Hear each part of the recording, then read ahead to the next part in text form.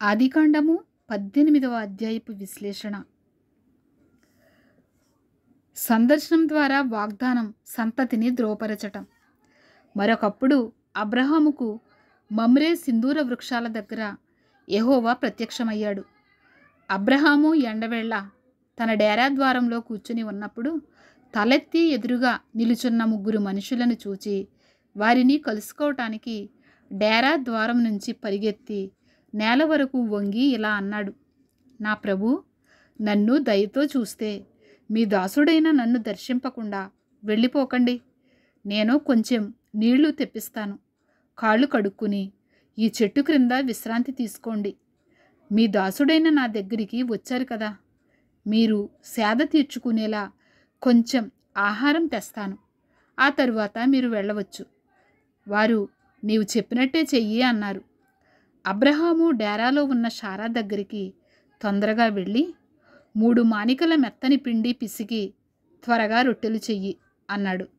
అబ్రహాము మందకు పరిగెత్తుకుని వెళ్ళి ఒక మంచి లేత కోడెదూడను తెచ్చి పనివాడి చేతికి అప్పగించాడు. ఆ పనివాడు దాన్ని త్వరగా వండాడు. అప్పుడు అబ్రహాము పెరుగు, పాలు, తాను వండించిన వంటకం తీసుకొని పోయి ఆ మనుషుల ఎదుట పెట్టాడు. వారు భోజనం చేస్తూ ఉంటే అతడు వారి దగ్గర ఆ చెట్టు క్రింద నిలుచున్నాడు. వారు, నీ భార్య షారా ఎక్కడ ఉంది అని అతన్ని అడిగారు. అదుగో ఆ డేరాలో ఉంది అన్నాడు. ఆయన, వచ్చే సంవత్సరం ఇదే కాలంలో నీ దగ్గరకు తప్పకుండా తిరిగి వస్తాను. అప్పుడు నీ భార్య షారాకు కుమారుడు కలుగుతాడు అన్నాడు. ఆయనకు వెనుక ఉన్న డేరా ద్వారంలో షారా ఆ మాటలు వింటూ ఉంది. అబ్రహాము, షారా ఇద్దరూ వయసు మళ్ళిన వృద్ధులు. షారాకు కాన్పులు ఉడిగిపోయాయి.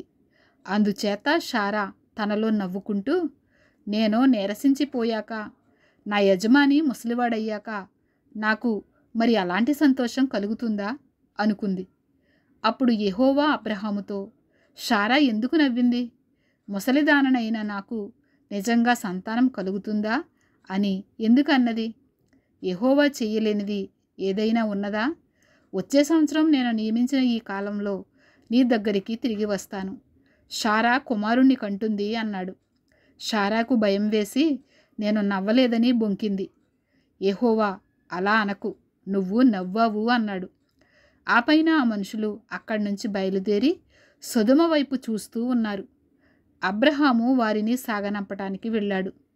అప్పుడు యెహోవా ఇలా అనుకున్నాడు: నేను చేస్తున్నది అబ్రహాముకు తెలుపకుండా ఉంటానా? అబ్రహాము బలమైన గొప్ప ప్రజలకు తండ్రి అవుతాడు కదా.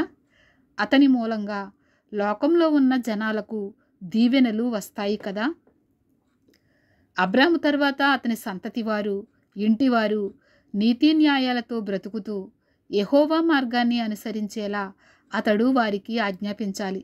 అందుకే నేను అతన్ని ఎరిగి ఎన్నుకొన్నాను. ఈ విధంగా తాను అబ్రహామును గురించి చెప్పినది యెహోవా అతని విషయంలో నెరవేరుస్తాడు. అప్పుడు యెహోవా ఇలా అన్నాడు: సొదొమ గొమొర్రాలను గురించిన మొర గొప్పదే. వాటి పాపం చాలా ఘోరమైంది. నేను ఇక్కడి నుంచి దిగిపోయి నా దగ్గరకు వచ్చిన ఆ మొర ప్రకారం వారు పూర్తిగా చేశారో లేదో చూడాలి. చేయకపోతే తెలుసుకుంటాను. ఆ మనుషులు అక్కడి నుంచి మళ్ళుకొని సొదొమ వైపు వెళ్ళారు. అయితే అబ్రహాము యెహోవా ఎదుట ఇంకా నిలుచున్నాడు. అబ్రహాము యెహోవాను సమీపించి ఇలా అన్నాడు: నీవు దుర్మార్గులతో పాటు న్యాయవంతులను నిజంగా నాశనం చేస్తావా? ఒకవేళ ఆ పట్టణంలో 50 మంది న్యాయవంతులున్నారేమో.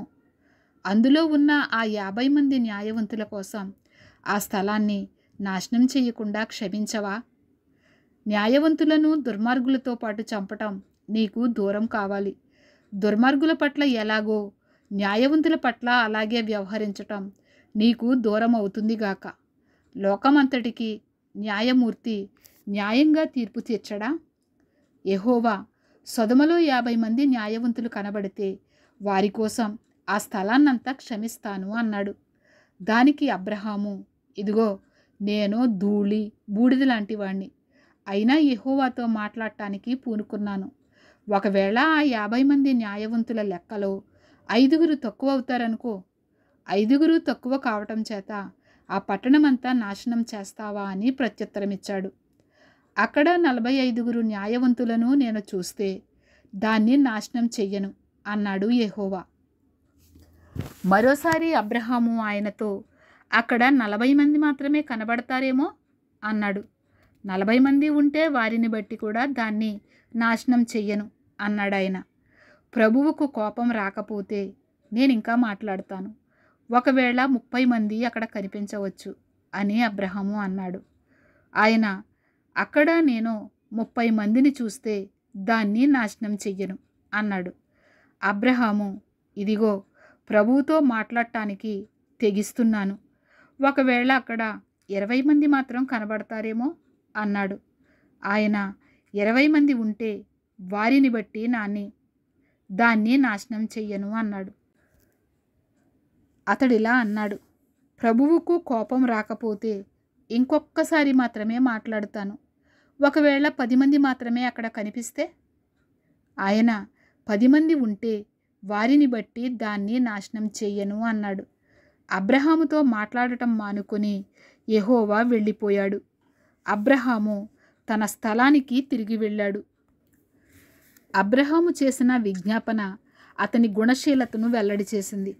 పట్టణంలోని నీతిమంతులు, అనీతిమంతులు, నీతిమంతుల ఉనికి కారణంగా రక్షింపబడాలని ప్రార్థించాడు. గతంలో వీరిని యుద్ధం నుంచి సంరక్షించింది తానే. ఇప్పుడు అదే ధైర్యం, పట్టుదల, ఉదారత్వంతో వారి కోసం మొరపెడుతున్నాడు. దేవునితో అబ్రహాము చేసిన బేరం కొందరు పాఠకులలో ప్రకంపనలు చేస్తుంది. అయితే అబ్రహాము సాహసోపేతంగా చేసిన ఈ ప్రార్థనలు యథార్థమైన అణకువ, అద్భుతమైన గౌరవ భావంతో కూడినవి. తను న్యాయం కోసం బ్రతిమలాడాడు. అక్కడ 50, 45, 40, 30, 20, కనీసం 10 మంది ఉన్న సొదొమను విడుదల చెయ్యాలి. దేవుని చిత్తానికి వ్యతిరేకంగా తను దేవునితో సంభాషించడానికి పూనుకోలేదు. సోయరు గురించి లోతు చేసిన ప్రార్థన దీనికి విరుద్ధం.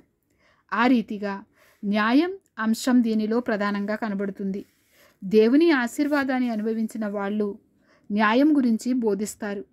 నీతిమంతులు సంరక్షింపబడడానికి న్యాయమైన తీర్పు కోసం విజ్ఞాపన చేస్తారు. నీతిమంతుల కోసం అనీతిమంతులను సైతం రక్షించగలడు. దేవుడు నీతిగల న్యాయాధిపతి. నీతి అనేది దేశాన్ని హెచ్చరిస్తుందని, నీతిమంతులు సమాజానికి భద్రతనిస్తారని ఇశ్రాయేలు తప్పక నేర్చుకుంటుంది.